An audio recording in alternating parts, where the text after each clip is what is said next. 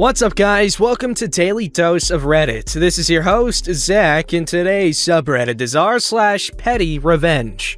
This story was called Bus Twit. So, there's a woman of a certain age that gets the same bus as me. She could get any of the buses that come to my stop based on where she gets off, but she deliberately chooses the route I take. She's fairly obnoxious, pushing her way to the front of the queue. She won't let people getting off the bus past her before pushing her way on. And she always goes for the disabled/priority seating. As someone with a hidden disability, I try not to judge, but her general lack of bus etiquette gets on my nerves, hence my petty revenge. This morning, there were literally only 3 people waiting for the bus due to another route leaving all of 2 minutes beforehand. Despite the bus pulling up 5 meters past her to where I was standing, she shoves her way to the front. Okay, strike 1. She then barges onto the bus as a clown car amount of people are trying to disembark, to the point where she has to step back. Strike 2. She then doesn't have her bus fare sorted. Strike 3. I squeeze past her and take the disabled seating my gimpy butt needs, and that she's been eyeing. And please note, it's 2 seats, plenty of room for the twit. She huffily passed me and took the seat behind the center doors of the bus. It may be petty, but I can't stand rude twits on the bus who inconvenience other passengers. I wouldn't say that was as much a petty revenge as a petty inconvenience. Where's the revenge? Come on, writer.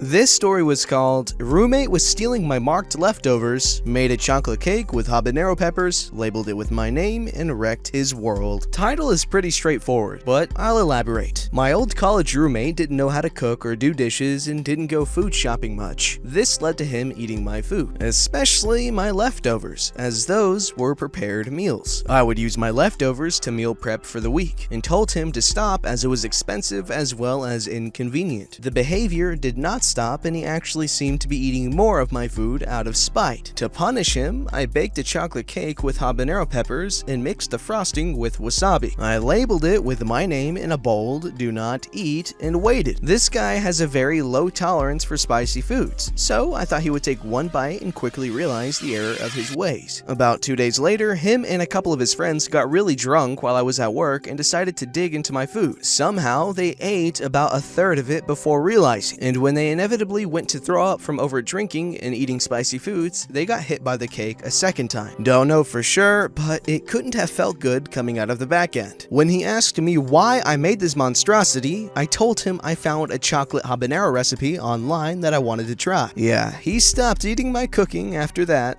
This story was called My Petty Revenge as a Child. I think I was 8 or 9 years old when I did this. My family, along with a whole bunch of relatives, had gathered at my aunt's house. This included several cousins who were older than me. 2 of my cousins, they were brother and sister, were always particularly mean to me. One day, my girl cousin and I got in an argument. I don't even remember what it was about, and she tore up the drawing I was working on. I was enraged and slapped her. Cousin went crying to her mommy and told her I had hit her. I tried to explain that she had torn my drawing to pieces, even showed it to her, but nobody would listen to me. I was forced to apologize to her. Now, my aunt's house had a common play area for the kids, where they kept all their toys. The visiting kids' toys were also kept there. My cousin and her brother had several jigsaw puzzles that they loved to show off, but never let anyone touch. So, that night, I lay awake in my bed till I was sure everyone had fallen asleep, and then snuck into the play area. I quietly opened up each box of puzzles and took just one piece from each of them. I put everything back exactly the way it was, hid the puzzle pieces in my bag, and went to sleep. The next day, I buried the puzzle pieces in the woods behind the house, so no one could find them. My crime wasn't discovered while we were there, because said cousin and her family left prematurely for some reason. However, about a week later, when we were back in our house, I heard my grandmother talking to my cousin's mom on the phone, and then telling my dad about her conversation.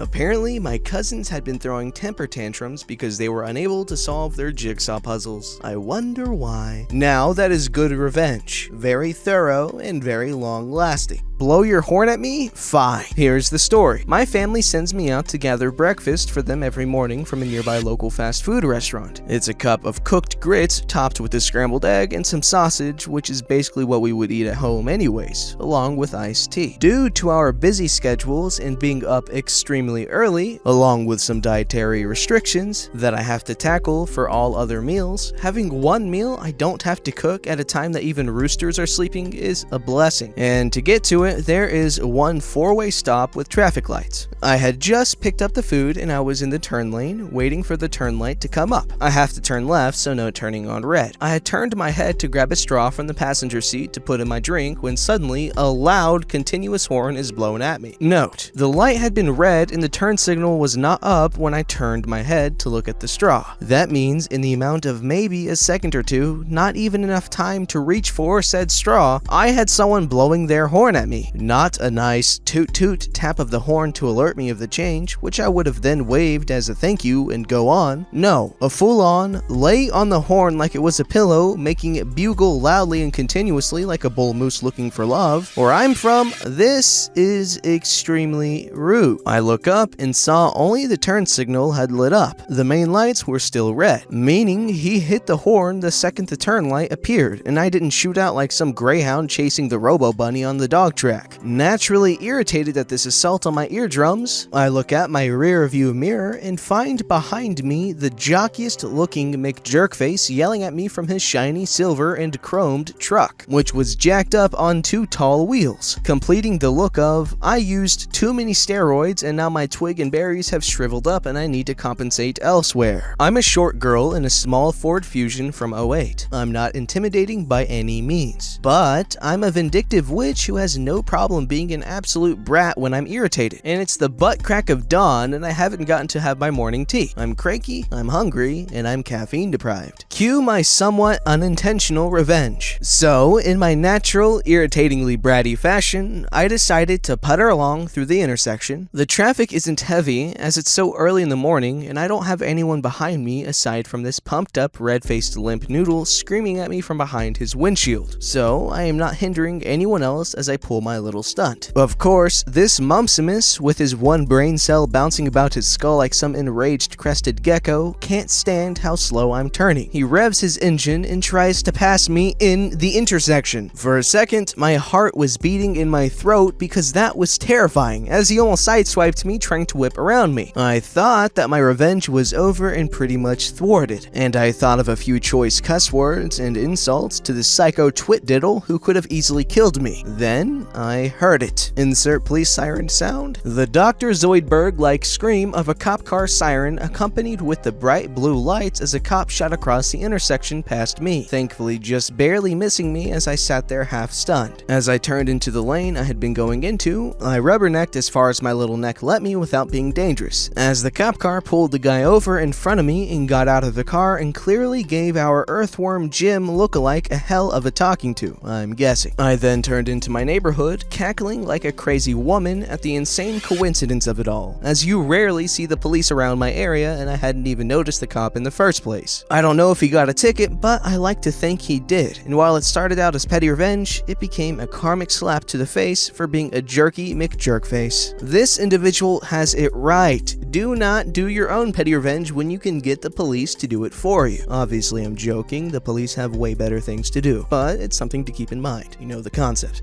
This story was called Take My Food, Suffer. I'm a junior in high school, female if that matters. After second period, we have something called flight time. This is basically homeroom. You do your work, eat a snack if you want, watch videos, talk to your friends, whatever you want, really. I also bring the same thing, a baggie of thinly sliced sausage, Ritz crackers, and cheese. Like really nice, expensive cheese. I made these into little sandwiches, and this holds me over until lunch, because I have the last lunch of my school. It starts at 1:30, so you can tell me why I would be ravenous by then. There are two girls I've known since 8th grade in flight time. One of them, C, is one of my best friends. The other one, A, is full of drama popular girl. She's always been like this, since middle school. These two girls sit right next to me, C on my left and A on my right. For the past week or two, I've been preparing my snack and eating it as soon as I sit down. C politely asks for a cracker and a slice of meat, and I say yes. A has gotten into the habit of taking fistfuls of my food after she asked for a cracker and I said yes the first day. She just assumes she can take my food every day because she asked once and I said yes. It's gotten to the point where she will take the rest of the bag after I made a little sandwich or two, taking all my crackers, meat, meat, and cheese. It really annoys me, respectfully, but I knew I couldn't just say no and take it away, because she'll take it as a personal offense and go full queen bee. Instead, I decided to teach her a lesson. I usually bring mild/sweet sausage, Italian. It's a nice, sweet, meaty flavor that I adore. Apparently, A thinks the same, so yesterday night I decided to switch it up. Cajun andouille sausage is smoked and stuffed with spices such as cayenne, garlic, paprika, and thyme, a much different flavor from the normal sweet meat I use. As you can tell, this is the meat I chose to bring. I also soaked the slices in jalapeno juice because I think it tastes better. I brought it all in and started preparing my food. A walks in and immediately zeroes in on my food, shoving her hand into my baggie as soon as she got close. She grabbed a handful of slices and shoved them into her mouth like a starving piggy. Just what I knew she was going to do. Did I mention? A despises spicy food. She's the type of girl who thinks bell peppers are too hot. So when her mouth is filled to the brim with this hot, spicy meat, her eyes started to water and her cheeks started to turn red. She ran across the room and threw it all up, tears streaming down her face. Like I said, it wasn't even that hot. It's just jalapeno juice and spices. She ended up calling her mom and going home. She hasn't touched my food again. Doesn't even look at me when she walks in the room. Honestly, in my opinion, that wasn't really revenge. It was more of being antisocial and mean. I'm sure she would have stopped reaching for her food if she would have said something, but instead she made this poor innocent girl suffer. I mean, obviously she shouldn't have been presumptuous and reached for food every time, but still, that's a little far. Repay our hospitality by throwing away our keepsakes? Karma sends her a dead snake. This petty revenge wasn't on purpose, but I also didn't stop myself from laughing hard. That was part of the revenge, I guess. Anyway, here's the story. So, when I was a teenager, one of my mom's friends needed a place to stay for a bit while she was moving, and while she was with us, this lady decided to help us get rid of all of our stuff. We weren't hoarders, and our house was fairly clean, but my dad is very sentimental, and we had 2 sheds full of memories from when we were babies. This lady went through all of it and got rid of anything we weren't using currently, saying memories belong in your heart, not in your hands. My mom let her do this because she's also a jerk, and my poor dad was too non-confrontational to stop it. His eyes just bugged out like he wanted to scream at her, and he left so he wouldn't see. This went on for weeks, and all us kids hated her for it, especially since she made us help. Nothing like being forced to throw away your baby handprints and old Christmas ornaments. But it wasn't being used, so out it went. Now, about a week before she got there, a big snake had gotten inside our house through our toilet, and my dad, after he killed it, had put it in a Ziploc bag in the freezer to teach us how to make snakeskin belts later. We lived on a farm, so this wasn't weird to us at all. With all the stress of my mom's friend moving in, we all completely forgot about it, and of course we had no way of knowing that she would feel comfortable enough in our home to invade our space to that extent. After this lady had stripped the 2 sheds of anything she considered useless, she moved inside of our house, starting with the kitchen. She started pulling things out of the freezer to check for expiration dates, and happened to lay her hand on the bag with the snake. She pulled it out, thinking it was just a bag of frozen meat, and let out a blood-curdling scream. She collapsed on the floor of the kitchen and sobbed like she was the one who had been violated. She continued screaming about how it was the most disgusting thing she'd ever seen, and we were disgusting to have that in our freezer. She threw it in the trash, and I was sad that we wouldn't get to make a snakeskin belt with my dad. None of us, except my mom, had any pity for her. It served her right for invading our privacy like that. When that lady realized we were all laughing at her, she went up to her room and didn't come out for 2 days. Best 2 days of her whole stay. Yes, using dead things to exact revenge. That is one of the first steps to necromancy. Be careful, it's a slippery slope. Don't forget to like, subscribe, and hit that bell to never miss an episode.